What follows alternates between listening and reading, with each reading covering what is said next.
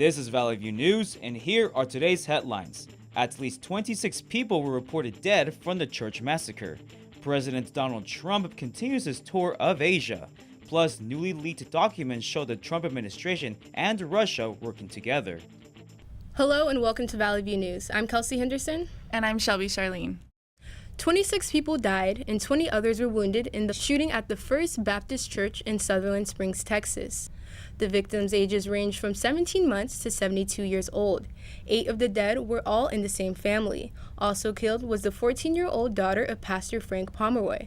Pomeroy happened to be out of town with his wife during the shooting.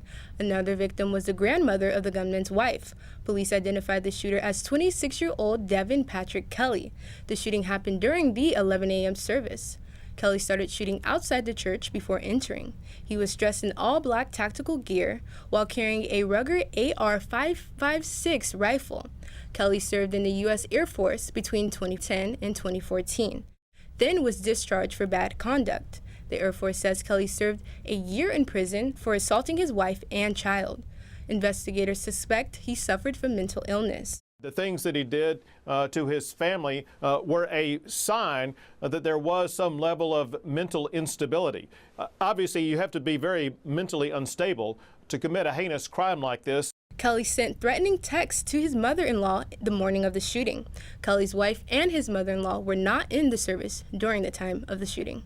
After Kelly left the church, he was confronted and shot by an armed resident. I saw the gunfire. The gentleman with the rifle came to my truck as the shooter took off, and he briefed me quickly on what had just happened and said that we had to get him, and so that's what I did. I was on the phone with dispatch the entire time. The gentleman that was with me got out, rested his rifle on my hood, and police pushed us back, and from there wasn't a whole lot of view, or there was just no gunshots after that. Kelly then called his father to tell him he didn't think he was going to make it, and then he shot himself.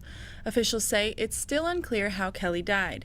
The Texas Department of Public Safety says video footage from the inside of the church is also being reviewed.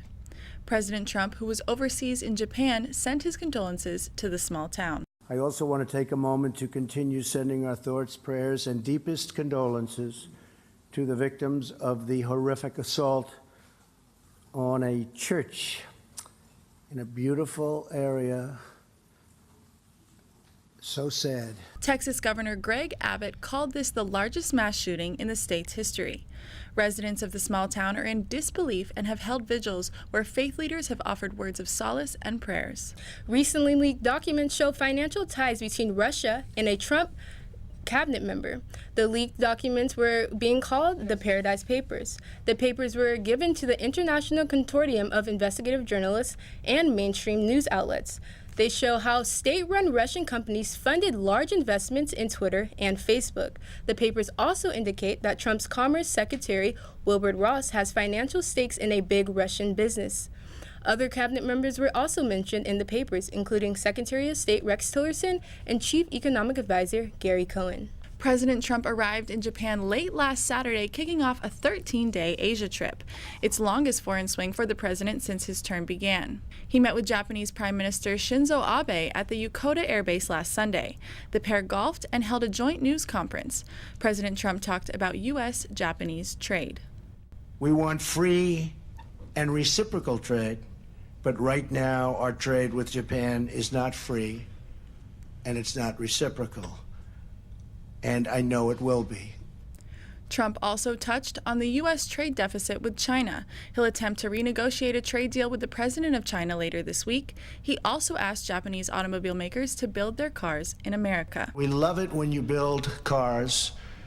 If you're a Japanese firm, we love it. Try building your cars in the United States instead of shipping them over. Is that possible to ask? That's not rude. Is that rude? I don't think so.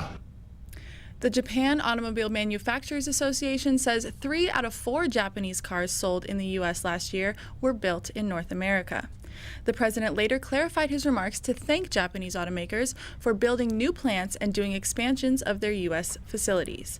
President Trump's trip includes visits to South Korea, China, Vietnam, and the Philippines. Catalonia's former president turned himself in to Belgian police last Sunday. The ex-leader Carles Puigdemont and 4 former Catalonian ministers surrendered to Belgian authorities. They ignored an order to appear in court last Thursday. A Spanish judge issued a warrant for their arrest the following day. Puigdemont tweeted a statement that they will cooperate with the Belgian authorities after being issued a European arrest warrant by Spain.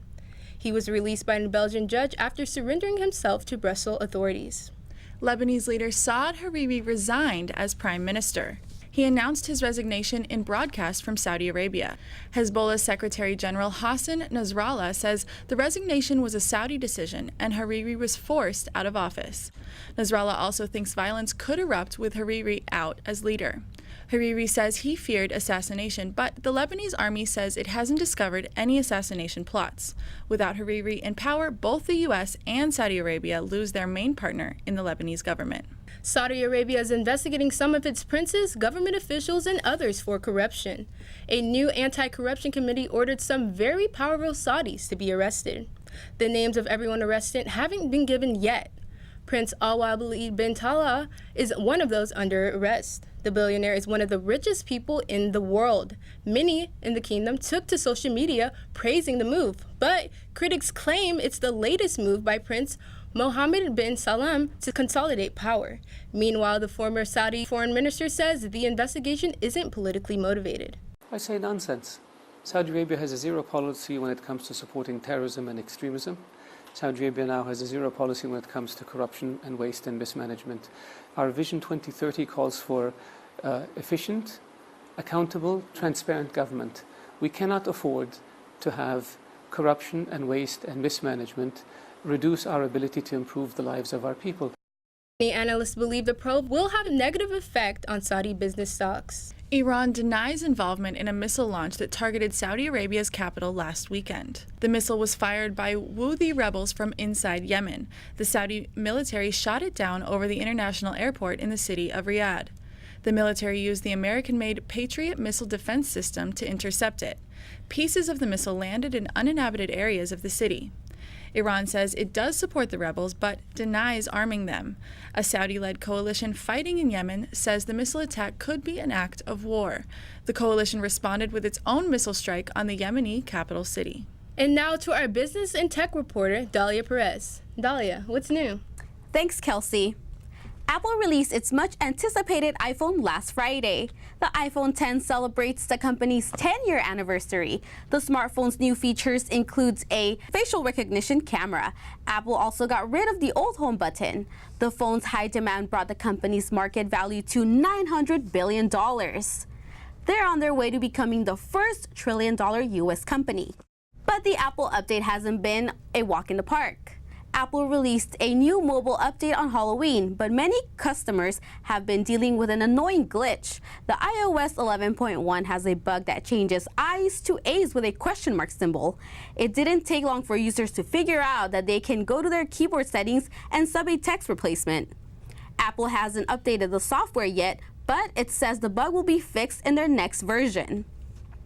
Supermarket chain Kroger is launching a clothing line. The clothing line will make its debut next fall at Fred Meyer's department stores and marketplaces.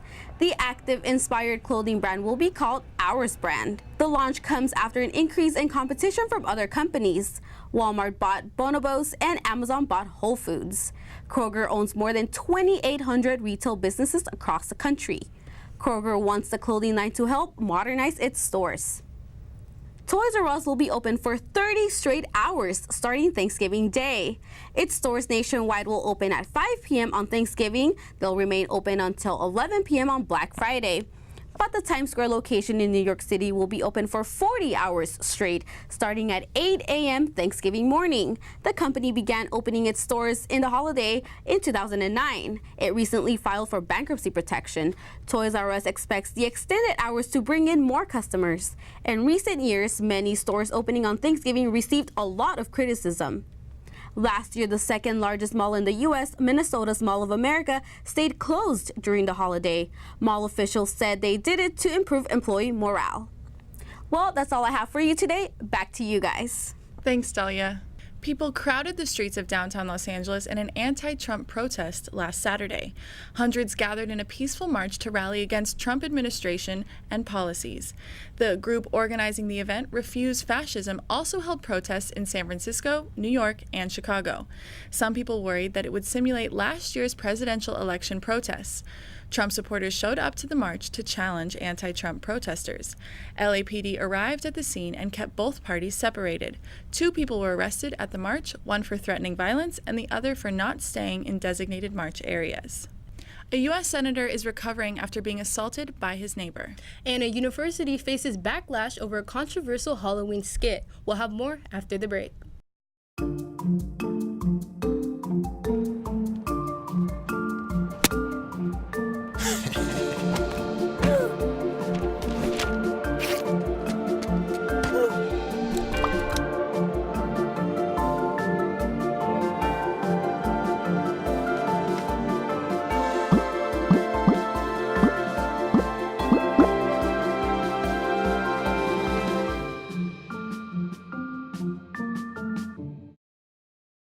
Rand Paul was assaulted at his home in Bowling Green, Kentucky last Friday.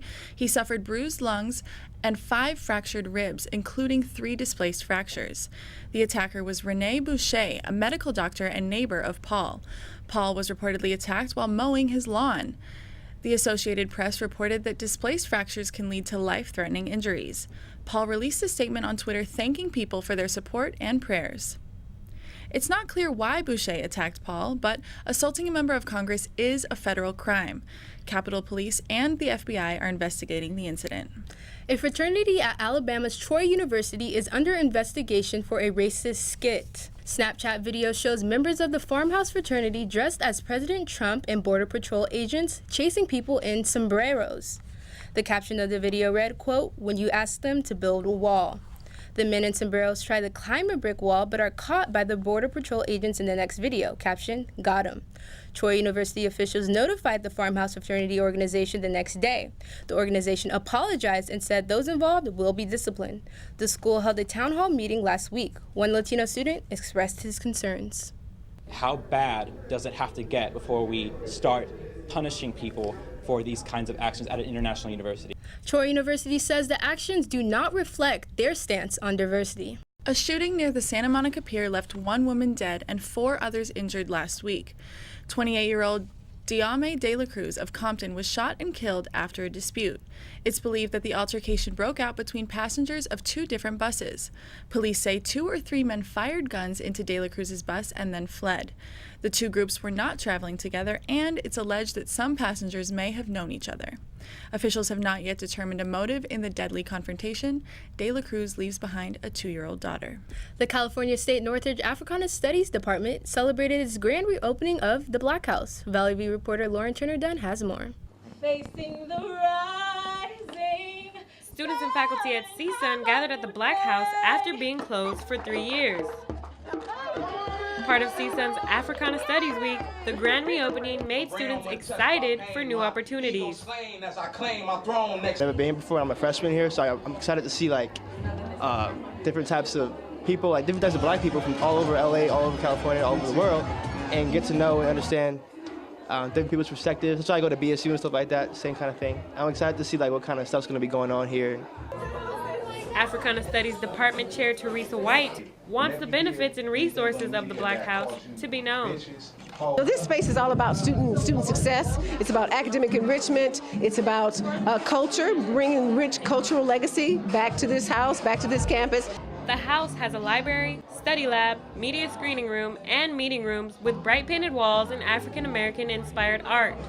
The house originally opened in 1992, and faculty members say the Black House is important to CSUN. As a marginalized, underrepresented group, you feel overwhelmed, especially with our small numbers in a place that has, over 40,000 students. It's the perfect time in 2017, right before Black History Month, to have it open so that we can begin to start thinking about and programming about issues related to black people. The Black House has not confirmed its business hours, but with its resources, it plans to become a center for black empowerment. In Northridge, I'm Lauren Turner-Dunn for Valley View News. Over 1.1 million people are living with HIV in the U.S., and medicine has improved to help prevent the transmission of the virus. Valley View reporter Maybelline Kapalou has more on the story. We want to give you the world this morning for AIDS Walk Long Beach.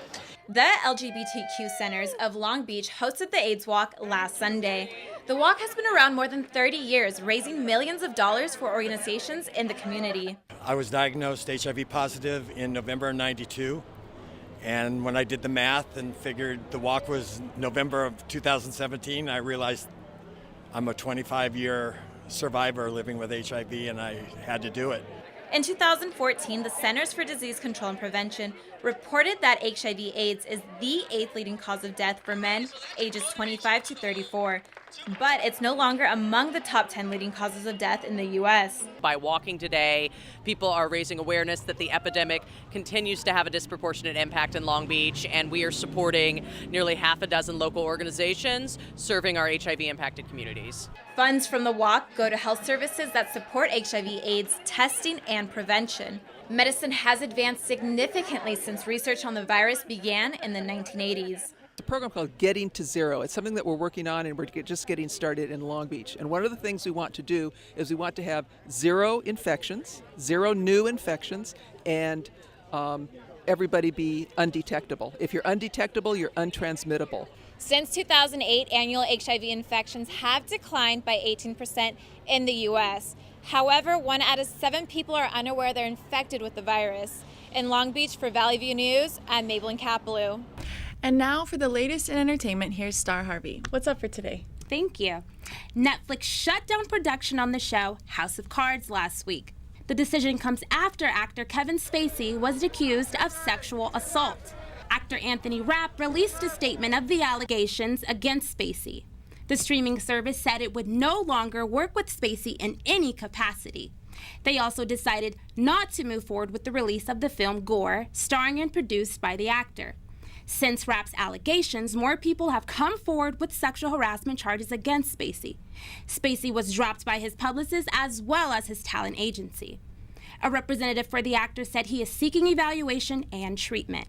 The latest allegations against Harvey Weinstein could result in his first criminal charges.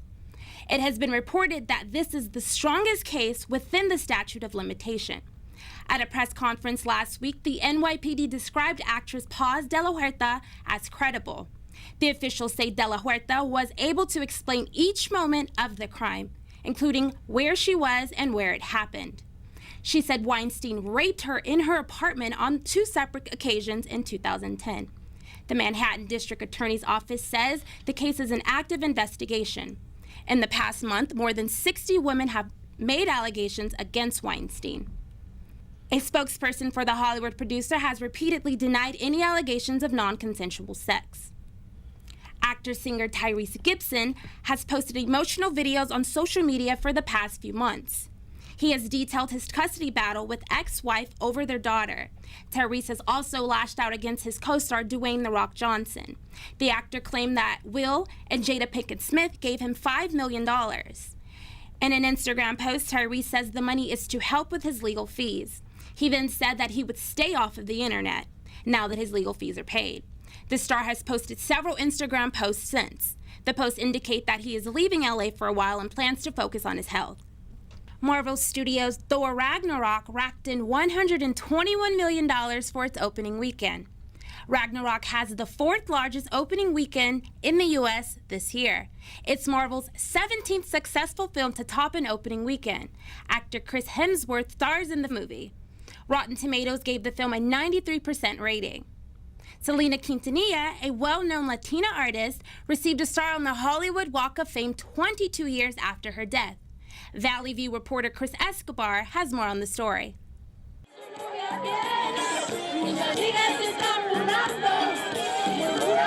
Late Latina pop star Selena Quintanilla was honored with a star on the Hollywood Walk of Fame.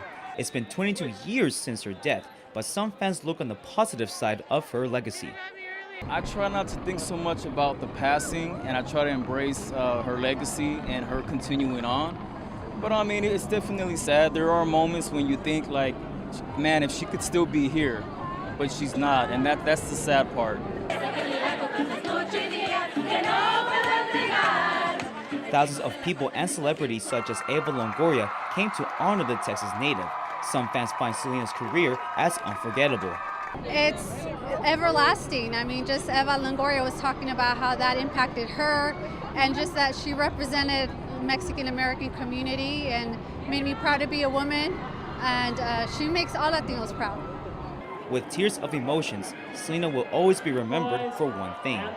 She was mainstream the USA and Mexico. She brought both USA and Mexico together. She's a big example for Latinos, Mexicans, and all Latinos in general for success and following your dreams. The Hollywood Walk of Fame has over 2,600 stars in the category of recording. Selena was the first Latin American artist to be featured in the Billboard 200 and received 1 Grammy for Best Mexican American Album. In Hollywood, I'm Chris Escobar, Valley View News. That's all I have for entertainment. Back to you guys. For the first time in 40 years, an American woman has won the New York City Marathon. And Malcolm Finney has the latest in sports after the break. Got a quarter?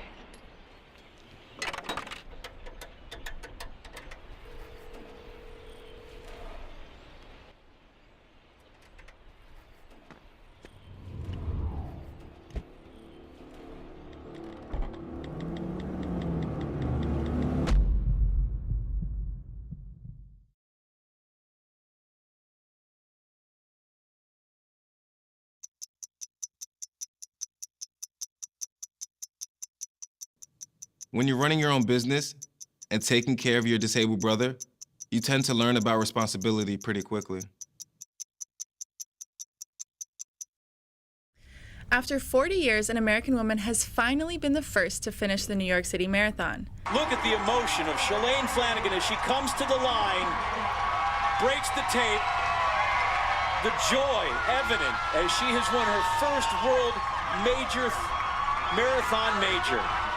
Shalane Flanagan finished first place and ran for nearly 3 hours. The Olympic bronze medalist says the moment was indescribable.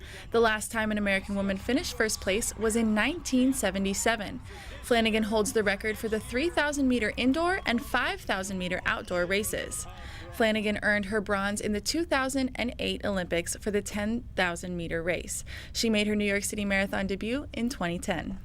And now the latest in sports with Malcolm Finney. Malcolm, so I heard the LA Rams are doing pretty hot this year. Yeah, they're doing really great this year. Jared Goff and Todd Gurley have an amazing season. They have the second best record in the NFC. But let's get this party rolling. The 5-2 Los Angeles Rams faced off against the 1-6 New York Giants last Sunday. Let's get this started. Jared Goff drops back. No one is open, so he goes into the pocket to avoid pressure. He then finds Tyler Higbee throwing his first touchdown of the day. That's Higbee's first touchdown of the season. Now the Giants are on the field. Eli Manning quickly responds with a 5-yard dart pass to Tavares King for the touchdown. Tie game at 7 apiece. Rams back on the field. Jared Goff to Robert Woods for the short pass. Woods catches it 2 blocks, then hits the open field, showing us that Sarah track speed, hits the afterburners and gets to the house. Rams up 17-7. Mid-second quarter, Goff drops back for the play-action pass, turns around and lets it fly and finds Sammy Speed Watkins for the 67-yard touchdown pass. That makes it 3 touchdowns on the year for Watkins. The Rams really starting to bust this game wide open. Rams up 24-7. Just when you think it couldn't get worse for the Giants, Brad Wing's punt is blocked by Corey Littleton. Rams are in complete control. Rams take over on the 18-yard line. Second and goal from the 4-yard line, Todd Gurley gets the handoff and scores his second touchdown of the day. Rams go on to win 51-17. They are now tied for the second best record in the league behind the Philadelphia Eagles. Now we head to Staples for the Clippers and Miami Heat game. Let's hoop. Patrick Beverly with the drive and throws up a floater off left, but here comes DJ for the cleanup. Clippers get on the board trying to stay in it. Blake Griffin then puts a Miami defender in a spin cycle for the easy layup. Clippers still down, but there's a whole lot of time left. Right before the second quarter ends, Willie Reed steals the ball and hits the corner 3 to go in the second half. In the words of Ralph Lawler, bingo! Last seconds of the third quarter, Tyler Johnson gets the steal and finishes at the basket. Miami up 25, headed to the fourth. Can the Clippers pull off the comeback? With 3 minutes left, Clippers cut the lead down to 3. DJ does his best Odell Beckham impression, grabs the rebound and gets the bucket and foul and one. Clippers within 1. Less than 30 seconds to go, Austin Rivers finds Wesley Johnson for the fast break. Dunk, Clippers go up with 26 seconds left. 8 seconds on the clock, Heat up 1 and the Clippers are inbounding. Beverly gives it to Griffin. Griffin puts the moves on wide side for the step back. Can Blake end it for us? No, he misses. He go on to win 104-101. Staples Center now replaces pictures with banners for the Lakers versus Grizzlies game. Marcus Saul and Lonzo Ball are getting focused before tip-off. We start the game with Lonzo Ball driving to the basket and finds Brook Lopez in the corner. Bang! Lopez first bucket of the game. Next play, Lonzo throws the pass to Lopez, who channels his inner Magic Johnson and throws the behind-the-back pass to Kyle Kuzma for the dunk. Lakers getting into the groove of things. Kentavious Caldwell-Pope finds Lopez on the wing for the three. Lopez was really feeling it. Brandon Ingram then takes the ball to the rack with the Euro step and gets fouled. And one. Lakers go up 10 with the chance for one more. Memphis down 11, but right before the half, Tyreke Evans hits a bomb from 3 to cut the Laker lead down to 8. Midway through the third, Lonzo finds Kentavious Caldwell-Pope for the nasty step-back 3. Lakers take a 22-point lead, but just like the Lakers, they lost the lead in the fourth. Little over a minute left, Mike Conley hits the 3 over Lopez to cut the lead to 5. Only down 3, Memphis makes their move. Then Caldwell-Pope does his Kobe impression, steals the ball, and next play hits the dagger jumper to extend the lead to 5. He had 15 on the night. Lakers go on to win 107-102. Last week, one local high school football team had a chance at a perfect season for the first time in more than 2 decades. But standing in their way was a team they haven't beaten since 2006. Valley View News reporter Daniel Martindale was there. Last Friday night, Heritage Christian High School football had a chance at something it hadn't accomplished since before any of its players were even born. The North Hills Private School is looking to complete its first undefeated regular season since 1993. Before this season, they hadn't won more than 6 games in 12 straight years. But, heading into action, they were 8-0. Every year they talk about being better than the year before, so I think that's really shown over the years. The Warriors have scored an average of 6 touchdowns per game. The last time they went undefeated, the school was known as LA Baptist. These players have worked their butts off to be able to come to go 8-0 and possibly 9-0. Guarding the gates of perfection was Olympic League rival Valley Christian of Cerritos. Heritage went in not having beaten the Crusaders since 2006. We were in for a thriller, but anything can happen under a full moon. They smacked us in the mouth right away and we didn't respond. Valley Christian may hail from the home of the Cerritos Auto Square, but their offense was on autopilot. They scored early and often. The once undefeated Warriors were defeated by a final of 47-16. With that, their chance at an unblemished record and a league title, gone. Players and coaches say all they can do now is focus on the next one. We're going to play our football and not mess around, not be scared of teams. We're going to go and roll people. Well, it turns out a perfect season was not in the cards for the Warriors this year. They fell to the Crusaders in this one. Next up for both teams, the playoffs. Reporting from Valley College for Valley View News, I'm Daniel Martindale.